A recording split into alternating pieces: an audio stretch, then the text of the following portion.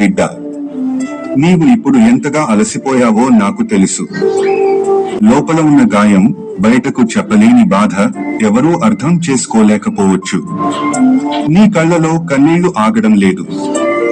నీ మనసులో ఒకే ఒక్క ఆలోచన తిరుగుతోంది. ఇంకా ఎంతకాలం ఈ బాధ భరించాలి?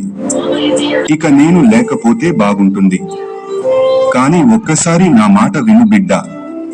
తొందరపడి ప్రాణం తీసుకుంటే ఆ తర్వాత నీ ఆత్మఘోష నువ్వే భరించలేవు.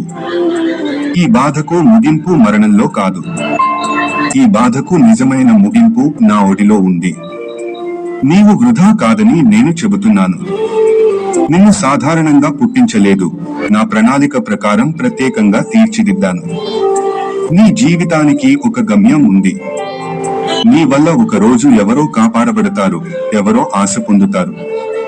ఇప్పుడది కనిపించకపోయినా నేను వేసిన దారి ఒక రోజు నీ కళ్ల ముందు తెరుచుకుంటుంది. నీవు ఎదుర్కొంటున్న ఈ చీకటి శాశ్వతం కాదు. రాత్రి ఎంత పొడవైనదైనా ఉదయం తప్పక వస్తుంది. అదే విధంగా నీ బాధ ఎంతగా నిన్ను ముక్కలు చేసినా అది చివరి మాట కాదు. చివరి మాట నేనివ్వాలి. నిన్ను నువ్వు నిరుపయోగిగా అనుకోవచ్చు, కానీ నా దృష్టిలో నీవు విలువైన ప్రాణానివి. ప్రతి శ్వాసలో, ప్రతి కన్నీటిలో కూడా నీతోనే ఉన్నాను. నీవు ఒంటరివి అనుకుంటున్నావు, కానీ నిజం ఏమిటంటే నీ గుండె కొట్టుకునే ప్రతిసారి నా చేయి నీ గుండె మీదే ఉంది. నీ జీవితాన్ని వదిలేయకుము, ఎందుకంటే ఇంకా రాయబడని అధ్యాయాలు ఉన్నాయి. ఇంకా నడవాల్సిన దారులు ఉన్నాయి.